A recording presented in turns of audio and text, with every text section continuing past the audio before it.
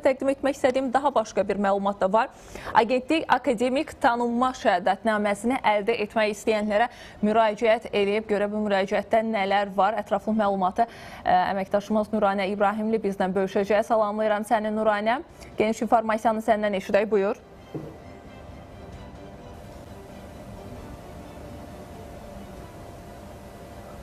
Salam Aynur, xoş gördük səni. Bəli, qismən tanınma şəhadətnamələri ilə bağlı Təhsildə Keyfiyyət Təminatı Agentliyi vətəndaşlara müraciət edib. Məhz bu şəhadətnamələrin alınması ilə bağlı müraciət nədən ibarətdir və prosesi daha asan həyata keçirmək üçün nələrə diqqət etməlidir? Vətəndaşlarımız elə istəyirəm ki, Agentliyin şöbə müdiri Elnur Xəlilov bizə kömək eləsin bu məlumatlarla bağlı. Elnur bəy, xoş gördük sizi. Bu müraciət nədən ibarətdir? İlk onu alaq, daha sonra vətəndaşlar daha rahat formada sənədləri əldə etmək üçün nəyə diqqət etsinlər?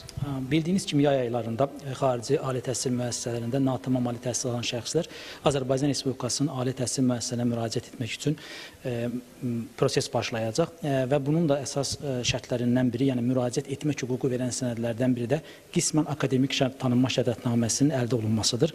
Sözü gedən şəhadətnamədə Təhsildə Keyfiyyət Təminatı Agentliyi tərəfindən təqdim olunur. Bununla bağlı sizin də qeyd etdiyiniz kimi biz TKT-nın veb səhifəsində bununla bağlı elan yerləşdirmişik. Müraciətçilərə müraciət etmək istəyən şəxslərə bir daha xahiş edirik. Təqdim edəcəyi sənədlərdə təhsilə başladığı və hal-hazırda yekun ili açıq şəkildə qeyd olunsun. Qazanılmış kreditlərin AKTT-si üzərindən olduğu açıq şəkildə qeyd olunsun və təqdim etdiyi sənədlər apostil şəhadətnaməsi ilə legallaşdırılsın. Bunun yanında təqdim olunmuş sənədlərdə QR kod və elektron imza vasitəsilə onların həqiqiliyinin daha asan yolla yoxlanılması üçün elektron imza olarsa, bu da bizim işimizin asanlaşdırılması baxımından daha rahat olar. Paylaşdığımız elanda da qeyd etmişik, 30 iyun saat 18:00 son müraciət tarixidir. Müraciət edəcək şəxslərdən xahiş edirik, son günə saxlamasınlar müraciətlərini, mümkün olan ən qısa vaxtda sənədlərini qaydasına salıb elektron ərizə sistemi vasitəsilə bizə müraciət etsinlər.